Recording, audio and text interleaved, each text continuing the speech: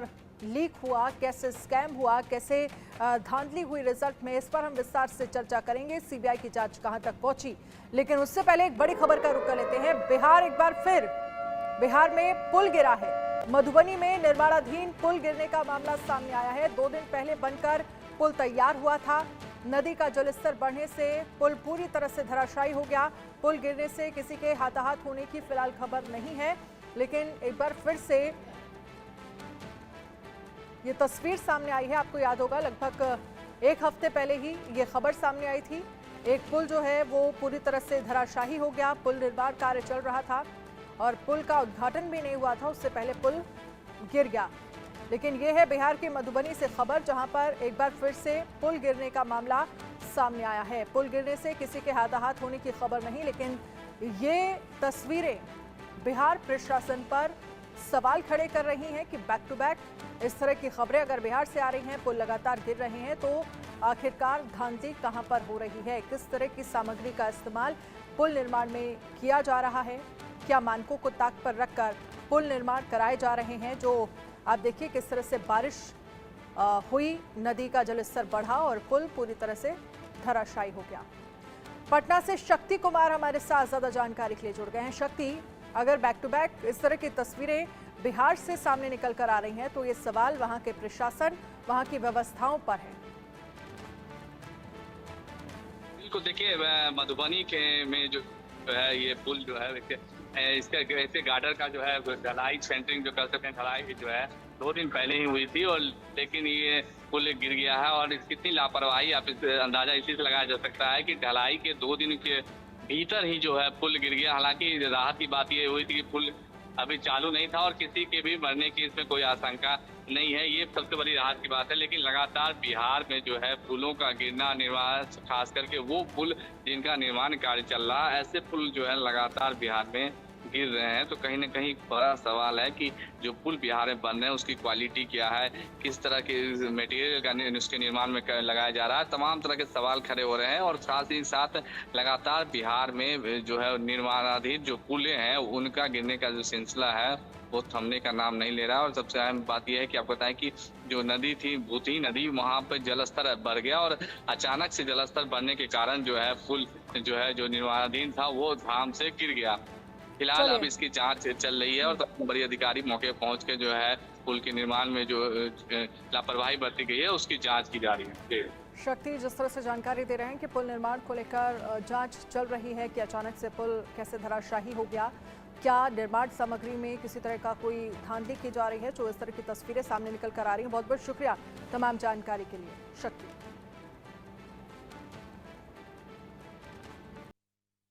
अब बात करेंगे नीट परीक्षा को लेकर कितने किरदार हैं और कहां कहां तक तार जुड़े हुए हैं। नीट पेपर लीक पर इंडिया न्यूज की महा कवरेज जारी है। एक तरफ नीट पर देश की सियासत गरमाती जा रही है, संसद में हंगामा हो रहा है, सड़कों पर छात्र संगठनों का विरोध प्रदर्शन लगातार जारी है, तो वहीं दूसरी तरफ नीट मामले की जांच में सीबीआई जुटी है। कई राज्यों की पुलिस अपने स्तर पर जांच कर रही है। हर दिन नए नए खुलासे हो रहे हैं, जांच का दायरा बढ़ता ही जा रहा है। जांच के दायरे में अब वो टीचर्स और मेडिकल के स्टूडेंट्स भी आ गए हैं जिन्होंने परीक्षा के पहले प्रश्नों के सही उत्तर तैयार किए। एक बड़े नेक्सस का खुलासा हो रहा है। कई राज्यों में नीट पेपर लीक माफिया का जाल जो है वो फैला हुआ दिखता है। बिहार के पटना, नालंदा, समस्तीपुर, झारखंड का हजारीबाग, उत्तर प्रदेश का प्रयागराज, राजस्थान का झालावाड़, गुजरात का गोधरा, महाराष्ट्र का लातूर, इन सारे जगहों पर जांच जारी है, गिरफ्तारियां हो रही हैं। नीट पेपर लीक मामले में अब सीबीआई पूरी तरह से अलर्ट मोड में आ गई है। सीबीआई ने पूरे देश के सॉल्वर गैंग को अपने रडार पर ले लिया है, जिसमें उत्तर में UP, Bihar, Jharkhand, north east में त्रिपुरा से लेकर दक्षिण के कर्नाटक तक सक्रिय पेपर लीक माफिया की कुंडली खंगालने में जुट गई है। एजेंसी के रडार पर गिरोह के 33 सदस्य हैं। इनमें कई तो 2021 में नीट में फर्जीवाड़े के प्रयास करने के आरोपी भी हैं। इनके खिलाफ सारनाथ थाने में केस दर्ज है। सीबीआई की कोशिश है कि किसी भी तरह सॉल्वर गिरोह की तह तक पहुंचा जाए, पूरे भारत में फैले पेपर लीक माफिया के नेटवर्क पर करारी चोट की जाए, इस समस्या को जड़ से खत्म किया जाए।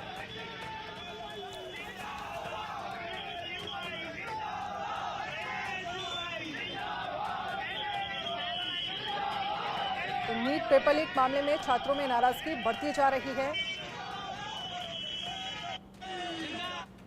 वहीं सीबीआई पर बढ़ता दबाव बता रहा है कि ये नीट मुद्दे पर देश के सियासी तापमान के बढ़ने का ही असर है। नीट पेपर लीक की पड़ताल से पहले आइए जानते हैं कि इस मुद्दे पर संसद में क्या हुआ। 28 जून संसद सत्र के 5वें दिन की कार्यवाही का हंगामेदार आगाज हुआ। लोकसभा और राज्यसभा संसद के दोनों सदनों में नीट के मुद्दे पर विपक्षी सांसदों ने जमकर हंगामा किया, नारेबाजी की। लोकसभा में विपक्ष के नेता राहुल गांधी ने सदन की कार्यवाही शुरू करते ही नीट का मुद्दा उठाया।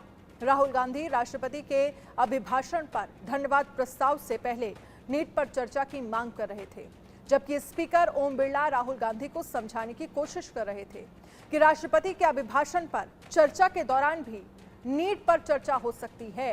नीट मामले पर विपक्ष के जो सवाल होंगे, सत्ता पक्ष उनके जवाब देगी। हिंदुस्तान के जो स्टूडेंट्स हैं उनको हम जॉइंट मैसेज देना चाहते थे। हाँ दें, आप सुनिए जॉइंट मैसेज देना चाहते थे ऑपोजिशन और सरकार के साइड से कि इस मुद्दे को हम जरूरी मानते हैं और इसीलिए हमने सोचा था कि आज स्टूडेंट्स की रिस्पेक्ट करने के लिए हम नीट पर डिस्कशन करें। ठीक है, आप डेडिकेटेड डिस्कशन। संसद का 5वां दिन नीट पर हंगामे की भेंट चढ़ गया। हंगामे के साथ ही दिन की शुरुआत हुई, सदन स्थगित हो गया। दोबारा जब 12 बजे कार्यवाही शुरू होने पर भी विपक्ष ने हंगामा जारी रखा। नीट पेपर लीक मामले पर हंगामे के बीच लोकसभा की कार्यवाही सोमवार यानी 1 जुलाई 11 बजे तक के लिए स्थगित कर दी गई। लोकसभा अध्यक्ष ने कहा कि सदन नहीं चलने देना संसदीय लोकतंत्र के खिलाफ है, जबकि संसदीय कार्य मंत्री किरण रिजिजू ने कहा है कि सदन के इतिहास में ऐसा कभी नहीं हुआ। राष्ट्रपति के अभिभाषण के बाद धन्यवाद प्रस्ताव के अलावा किसी और विषय पर चर्चा की परंपरा कभी नहीं रही है। राष्ट्रपति जी का अभिभाषण के बाद उसमें धन्यवाद प्रस्ताव के अलावा कोई और विषय पे चर्चा करने का परंपरा कभी नहीं रही है।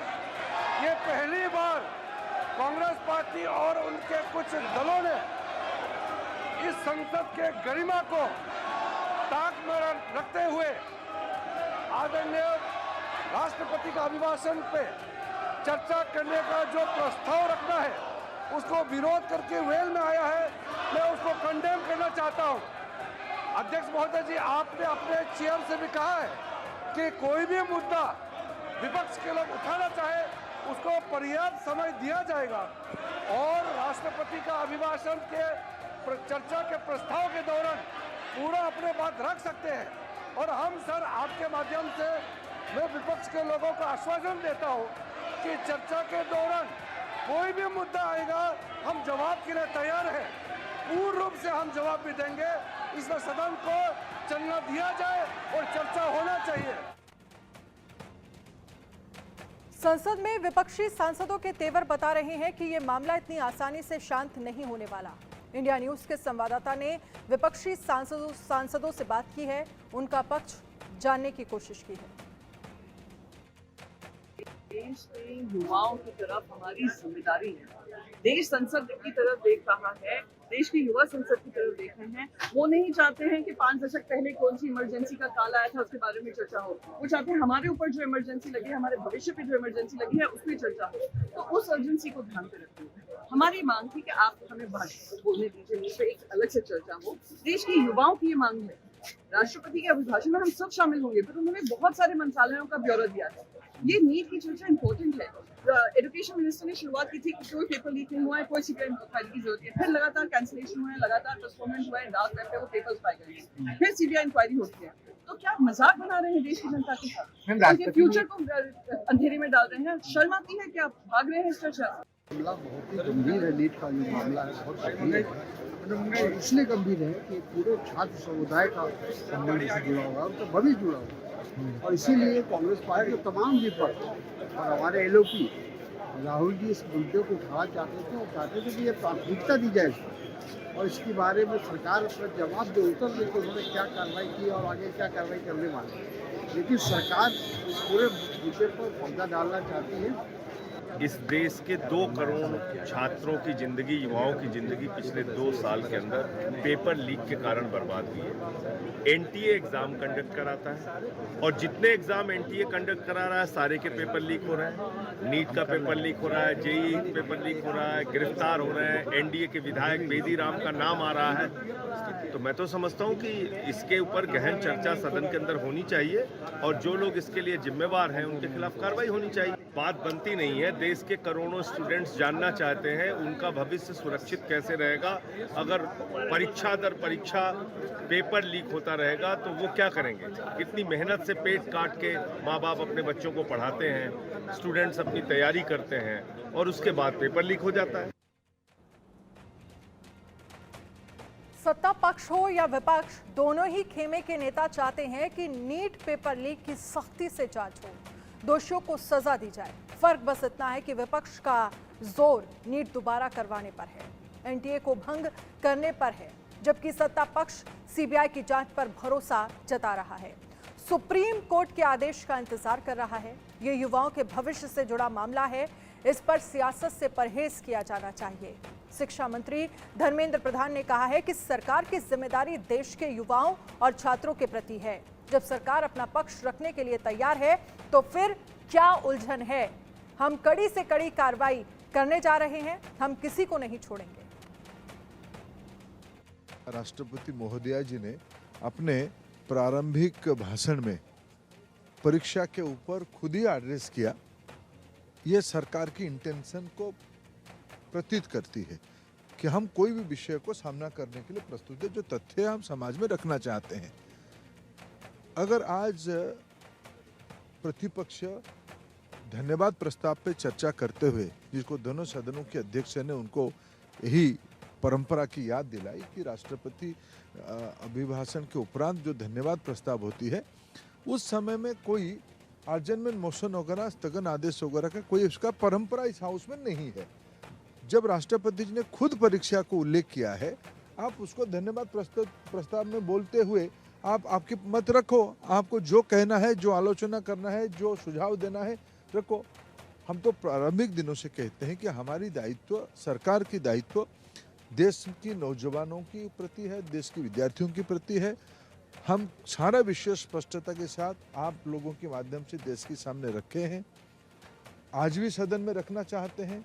आज तो जब मैं लोकसभा में था, जब प्रतिपक्ष उस विषय पे अपने बातों पे रहे, स्पीकर महोदय ने कहा कि तब आप चर्चा नहीं चाहते हो। हम तो आपको चर्चा करने के लिए अवसर दे रहे हैं, सरकार अपना पक्ष रखने के लिए प्रस्तुत है। जब आप चर्चा से भागते हो, सरकार अपना पक्ष रखने के लिए प्रस्तुत है, तो कन्फ्यूजन किस बात की है। मैं विद्यार्थियों को आश्वस्त करना चाहता हूं, देशवासियों को आश्वस्त करना चाहता हूं, कड़ी से कड़ी कार्रवाई हम करने वाले हैं। वो सारे कार्यक्रम शुरू हो गई है, सीबीआई की घास गिरने वाला है। जो भी लोग हैं उसकी तह तक हम किसी को भी नहीं छोड़ेंगे। आगे परीक्षा की संस्कार और सुधार के लिए एक विश्वसनीय उच्च स्तरीय समिति भी बनाई दी गई राधाकृष्णन जी के नेतृत्व में, इसरो की पूर्व चेयरमैन की अध्यक्षता में। जो परीक्षाओं की विसंगति आई है, जल्द ही उन लोगों की उस सारे परीक्षा की डेट भी एनटीए घोषित कर देगा। आइए अब नीट पेपर लीक पर जारी जांच की बात करते हैं। नीट पेपर लीक की जांच का दायरा पूरे देश में फैला है। बिहार से लेकर गुजरात, राजस्थान, महाराष्ट्र से लेकर कर्नाटक तक पेपर लीक माफिया पर नकेल कसने की तैयारी चल रही है। नीट पेपर लीक मामले में पूरी जांच 2 ट्रैक पर चल रही है। एक तो इससे जुड़े माफिया के सदस्यों की धरपकड़ चल रही है, दूसरी तरफ सॉल्वर गैंग में जो डॉक्टर या टीचर शामिल हैं, उनकी भी पड़ताल जारी है। एक बड़ा अपडेट राजस्थान के झालावाड़ से आया है।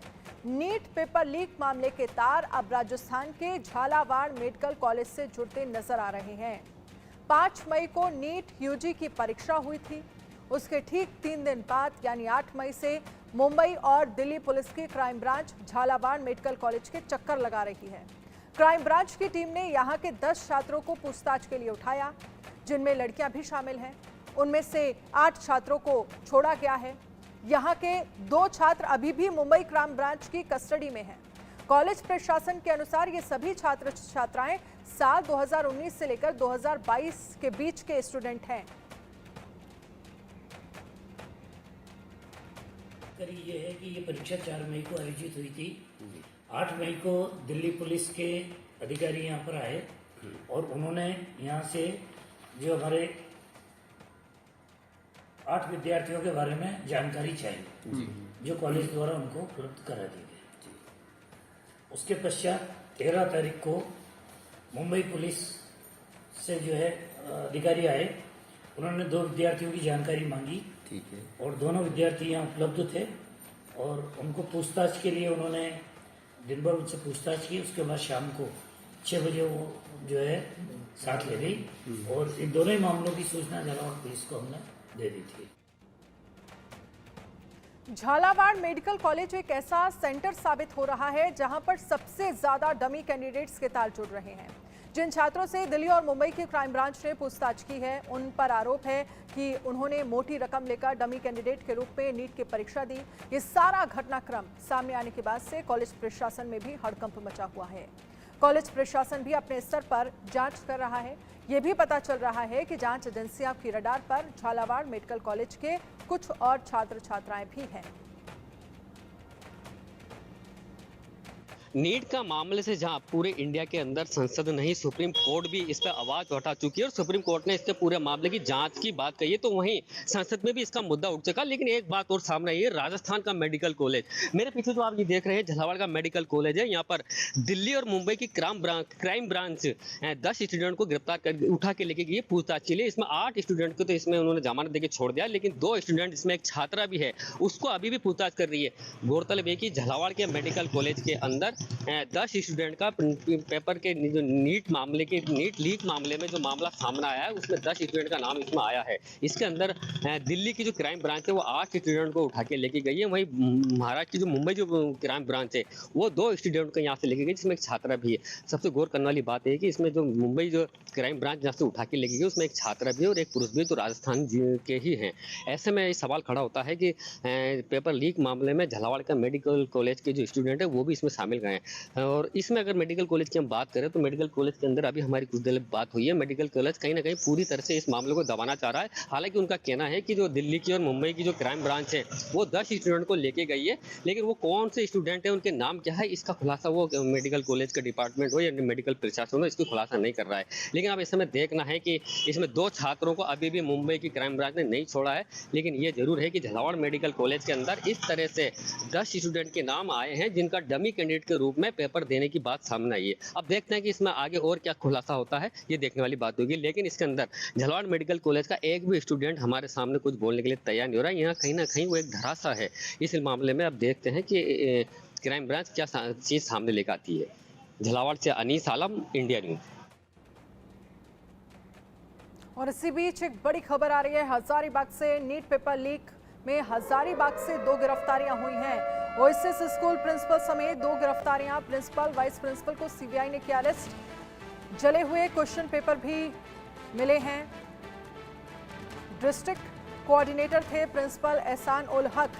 तो ओएसिस स्कूल से 2 गिरफ्तारियां, प्रिंसिपल और वाइस प्रिंसिपल की गिरफ्तारी हुई है। पूछताछ दोनों से की जाएगी इस पूरे मामले को लेकर। डिस्ट्रिक्ट कोऑर्डिनेटर थे प्रिंसिपल एहसान उल हक। तो सवाल यही है कि जब प्रिंसिपल और वाइस प्रिंसिपल, टीचर जैसे लोगों की इन्वॉल्वमेंट होगी इस पूरे नीट पेपर लीक मामले में, तो फिर आगे कैसे इस बात को सुनिश्चित किया जा सकता है कि बाकी परीक्षाएं भी ट्रांसपेरेंसी वे में हो पाएंगी, या उतना पार्शियलिटी परीक्षाओं में नजर नहीं आएगी, या फिर छात्रों के साथ नहीं होगा इस तरह का कोई भी मामला या किसी भी तरह की कोई धांधली।